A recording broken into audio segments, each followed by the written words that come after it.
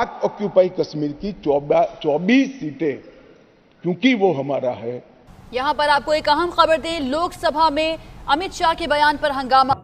भारत के वजीर दाखिला, उनके होम मिनिस्टर अमित शाह, उन्होंने इलेक्शन जीतने के बाद ना अब मोदी पहले से एक ताकतवर पोजीशन में खुद को महसूस कर रहे हैं। कुछ इस किस्म के सिग्नल्स मिल रहे हैं भारत की तरफ से कि जिनकी बुनियाद पर अब लगता यह है कि पाकिस्तान और भारत के दरमियान लाइन ऑफ कंट्रोल पर महाज गर्म होने वाला है। वो है कि लोकसभा के अंदर जम्मू एंड कश्मीर के हवाले से बिल आए हैं for reservation and reorganisation. BJP के अमित शाह साहब जो हैं वो ये 2 बिल लेके आए हैं, Jammu and Kashmir reservation amendment bill 2023। उससे बड़ी भी कार्रवाई होने वाली है, तो ये पैनिक जो है इससे आप क्या समझ पा रहे हैं, क्या क्या हो सकती है इसकी?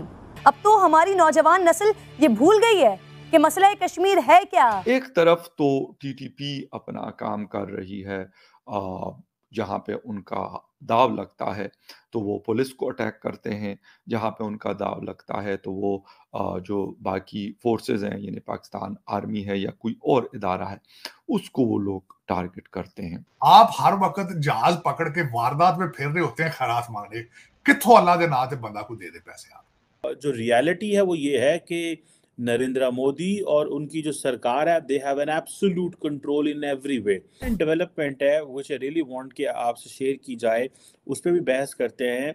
वो है कि लोकसभा के अंदर जम्मू एंड कश्मीर के हवाले से बिल आए हैं for reservation and reorganisation. BJP के अमित शाह साहब जो हैं वो ये 2 बिल लेके आए हैं, Jammu and Kashmir reservation amendment bill 2023, जिसमें कहा जाता है कि रिजर्वेशन रखी जाएगी गवर्नमेंट पोस्ट एंड पोजीशंस की प्रोफेशनल इंस्टीट्यूशन में। सो रिजर्व कैटेगरी इस्टेब्लिश की जा रही है। सो इट मीन्स कि वहाँ के ये जैसे अगर अब पिछले 5 साल 5.5 साल से ऑलमोस्ट ये जो है वो मरकज इसको कंट्रोल कर रहा है, दिल्ली कश्मीर को कंट्रोल कर रहा है।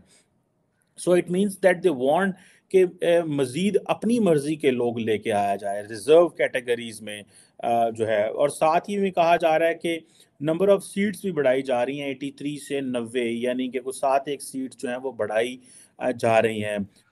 अब उसमें जो मैं बताना चाहूंगा, इनका टारगेट ये था कि दुनिया का टेम्परेचर बढ़ रहा है और इसको 1.5 सेल्सियस के ऊपर मेंटेन करना है, इसको याद करना चाहिए, ये टारगेट है इनका। दूसरा, वहां पे एक दिन ग्लोबल फाइनेंसिंग के बारे में बात हुई है।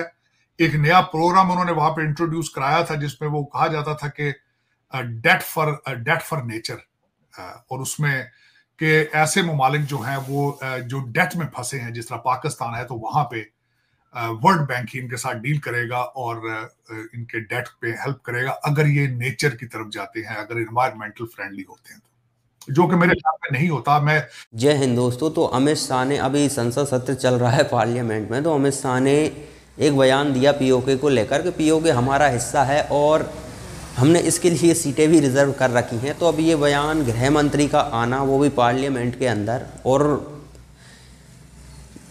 ऐसा कोई मतलब सरकार का कोई छोटा मोटा नुमाइंदा यदि इस तरह का बयान देता है तो फिर उतने बात को मतलब हल्के में ले लिया जाता है, क्योंकि इस तरह के बयान, अब जैसे कि मैं कुछ भी कहूँ तो वो मैटर नहीं करता है।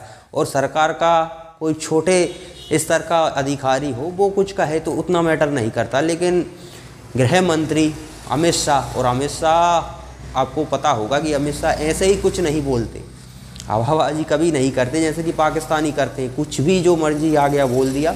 ऐसा अमित शाह तो नहीं करते, स्वाभाविक है। नरेंद्र मोदी, अमित शाह, जो भी मंत्री इस समय केंद्र में बैठे हुए हैं भारत में, वो बहुत सोच समझकर किसी तरह का बयान देते हैं और स्ट्रेटजी अगर क्लियर होती है तभी बयान देते हैं। ऐसे किसी भी तरह से, अब ये तो पाकिस्तान में देखा होगा आपने, क्रिकेट जीत गए तो उसको धर्म से जोड़ दिया, हार गए तो ठीकरा किसी और पे फोड़ दिया, मतलब या मौन हो गए, ठीकरा नहीं फोड़ पा रहे हैं, बेइज्जती हो जाएगी तो फिर मौन हो गए।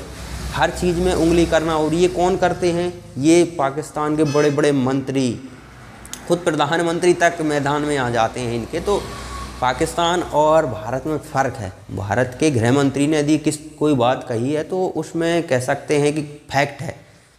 जब उन्होंने रिजर्व सीट रखने की बात कही है तो इसका मतलब भविष्य में प्लान है पीओके लेने का। अभी तो मुझे नहीं लगता कि पीओके लेने का भारत की गवर्नमेंट का कोई भी प्लान होगा, क्योंकि अभी तो हमारा फोकस पूरा इकोनॉमी पर है और युद्ध किसी भी तरह का हो, थोड़ा बहुत भी कॉन्फ्लिक्ट यदि होता है तो फिर बहुत ज़्यादा पैसा बर्बाद होता है। और अभी शांति भंग हो किसी भी तरह की भारत में तो ये भारत सरकार नहीं चाहेगी। अभी पीओके लेने का तो कोई प्लान नहीं लग रहा है। हाँ, भविष्य में प्लान हो सकता है क्योंकि तैयारी भविष्य के लिए ही की जाती है। जो लीडरशिप भविष्य का सोचकर प्लान करती है वही देश को आगे ले जा सकती है। और ये हमने देखा भी है, प्रधानमंत्री नरेंद्र मोदी के नेतृत्व में वो काफ़ी आगे का प्लान करते हैं।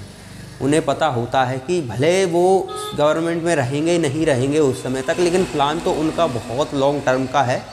तो ये आप कह सकते हैं कि अमित शाह का इस तरह का बयान आना, वो भी पार्लियामेंट के अंदर, ये पाकिस्तानियों को चुभना लाजमी है क्योंकि पाकिस्तान इस समय कंफ्यूज है।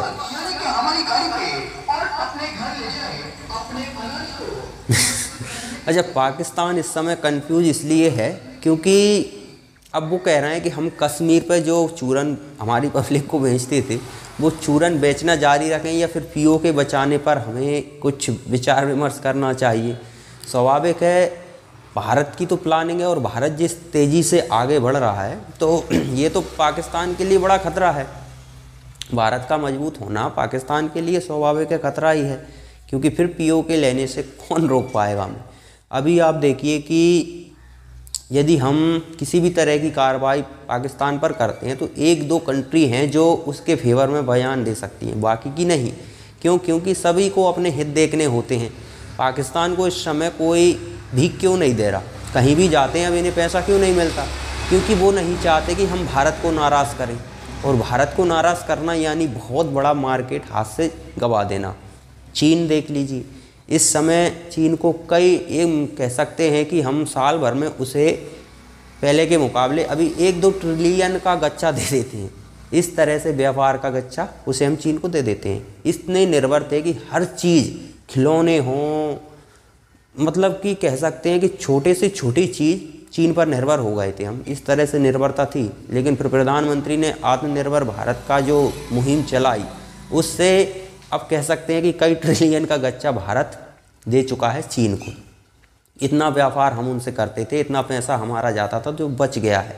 हालांकि व्यापार अभी भी होता है चीन से, लेकिन अब उन चीज़ों का होता है जो या तो हमें किसी और कंट्री से लेने पर बहुत ज़्यादा महंगी पड़ेंगी या फिर वो हम यहाँ पर अभी बनाने में सक्षम नहीं हैं उन चीज़ों को। अब कुछ चीज़ें ऐसी होती हैं जिन्हें आपको स्वाभाविक इंपोर्ट करना ही पड़ेगा। अब चीन के मामले में ऐसा भी नहीं है। अब जैसे कि कुछ चीज़ें ऐसी हैं जैसे कि इलेक्ट्रॉनिक मटेरियल हो गया, तो चीन से वो चीज़ें लेने पर हम बहुत ज़्यादा सोच विचार अब करते हैं, क्योंकि उसमें जासूसी का खतरा रहता है। चीन ये हमेशा से इस तरह की हरकतें करता आया है। यदि आप उन चाइना के मोबाइल ख़रीद रहे हो तो आपकी जासूसी होना निश्चित है। जो कंपनियां होती हैं वो सभी वहाँ की गवर्नमेंट के अधीन ही रहती हैं, तो सारा डेटा आपको चाइना पहुँच जाता है। उस चक्कर में हम वो चीज़ें कहीं और से महंगी खरीद लेंगे, लेकिन चाइना से नहीं खरीदते। तो चाइना का बेड़ा गर्क इसी कारण से हुआ है। और ऐसे मार्केट को कौन चाहेगा कि इस मार्केट से बाहर हो जाएं हम। जैसे कि आपने एग्जाम्पल देखा होगा, वो कौन है दुनिया का सबसे अमीर इंसान, टेस्ला का मालिक, वो पहले नौटंकी कर रहा था कि नहीं हम चाइना में टेस्ला कार बनाएंगे और भारत में बेचेंगे। तो भारत ने कहा कटले, भारत में बना के ही भारत में बेच सकते हो। तो वो भी लाइन पे आ गया, क्योंकि इतने बड़े मार्केट को कोई खोना नहीं चाहता। तो स्वाभाविक है इस समय कार्रवाई करते भी हैं तो पाकिस्तान के साथ कुछ 1-2 देश ही खड़े हो सकते हैं, बाकी के सब साइड हो जाएंगे, क्योंकि सभी को अपने हित देखने हैं। और ये बयान आना ये पाकिस्तान के लिए चिंता तो बढ़ाता है, क्योंकि पाकिस्तान अभी उस स्थिति में नहीं है।